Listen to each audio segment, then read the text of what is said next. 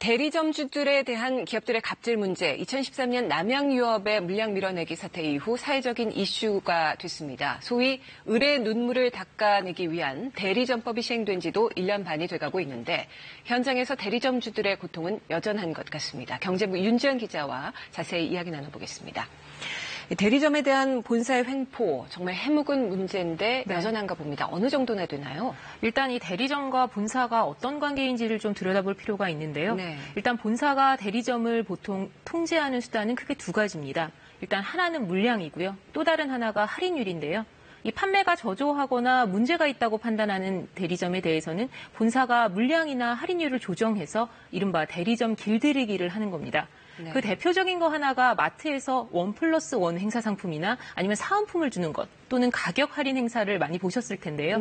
대부분 이런 경우는 대리점에서 단독으로 할 수 있는 건 아니고요. 본사 차원에서 물량이나 또는 이 금액을 할인해주는 지원이 있어야 됩니다. 그런데 이 밑보인 대리점에 대해서는 이러한 할인 혜택을 주지 않게 되는 거죠. 그렇군요. 그리고 또 예를 들어 식품업체의 경우는 대부분 잘 팔리는 상품, 주력 상품들이 있기 마련인데요. 이런 제품에 대해서는 역시 밑보인 대리점에는 물량을 아예 주지 않거나 줘도 제한되게 주는 겁니다. 이렇게 되면 사은품을 고객에게 줄 수 없고 또 잘 팔리는 상품도 많이 팔지 못하고 당연히 대리점주 입장에서는 손해가 커질 수밖에 없습니다. 이렇게 되면 다음부터는 본사의 지시 또는 요구가 나한테 불공정한 거 아닌가? 내가 손해가 아닌가 싶어도 결국은 따라갈 수밖에 없게 되는 겁니다. 그런 식으로 길들인다는 건데 그래도 점주들이 불이익을 감수하기만 할 수는 없는 거 아닌가요? 본사의 요구를 계속 거부하면 어떻게 될까요? 이 대리점주들 사이에서는 흔히 쪼개기라는 말은 누구나 알고 있는 말입니다. 말 그대로 영업권을 쪼개서 나눈다 이런 뜻인데요. 보통 본사에서 마음에 안 들거나 문제가 있다고 판단되는 대리점을 고사시키는 방법 중에 하나입니다. 이 문제가 있다고 판단되는 대리점 주변에 가까운 신규 대리점을 하나 낸 뒤에 값싼 물건을 공급해서 결국은 기존 대리점을 폐점할 수밖에 없게 만드는 건데요.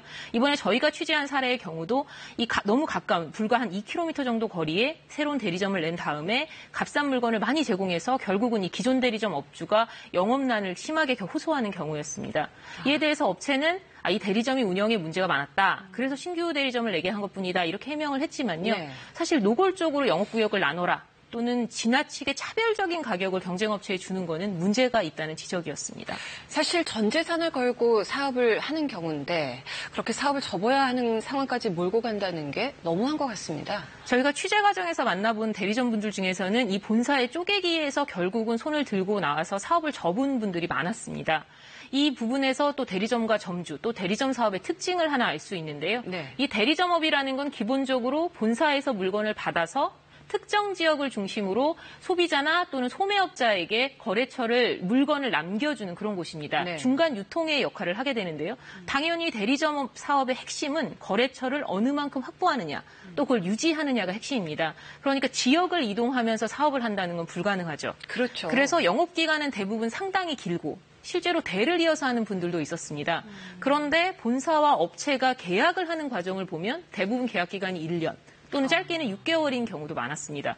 이렇게 되면 나는 이곳에서 평생 또는 아주 상당 기간 장사를 해야 하는데 업체가 계속 1년마다 또는 반년마다 재계약을 요구하게 되면 역시 본사가 대리점을 통제하는 수단으로 사용되고 있었습니다.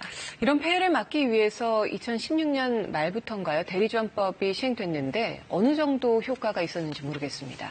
일단 이 대리점법은 기억하시겠지만 2013년이죠. 이 남양유업의 일명 물량 밀어내기 사태 이후로 사회적으로 공론화된 이후에 이제 만들어져서 일명 남양유업법이라고 불리기도 했었는데요. 이후로 현장에서 많은 부분이 개선됐다 이런 부분이 있었습니다. 실제로 업체들도 자정 노력을 많이 했고요. 특히 지난 1년 새 공정거래위원회의 위상이 상당히 강화되면서 이 업체 측이 먼저 불공정한 규정 같은 거를 개선하는 부분도 많았습니다. 하지만 얼마 전 중소기업중앙회가 이 500여 개 대리점 사업체에 대해서 설문조사를 했는데 한 20% 이상 업체들이 법이 바뀌었지만 나는 여전히 불공정 행위를 경험했다. 이렇게 응답을 했습니다. 그렇군요. 법으로 모든 걸 규제할 수는 없겠지만 대리점법 자체에 어느 정도 허점이 있다 이런 얘기도 있던데 사실입니까? 가장 먼저 살펴볼 만한 게 먼저 법 적용 대상입니다. 본사가 대기업이 아니면 이 법 적용을 받지 않는 경우가 있는 건데요.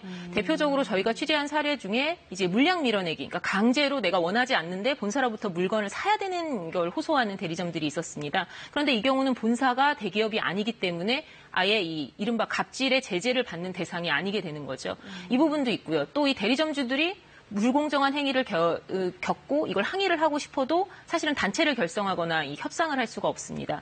그래서 이 부분에 대해서도 이 법 개정 논의가 지금 국회를 중심으로 많이 이루어지고 있는데요. 이 고려될 부분이라고 보입니다. 네, 궁극적인 해법은 상생인데 이게 그렇게 어려운 걸까요?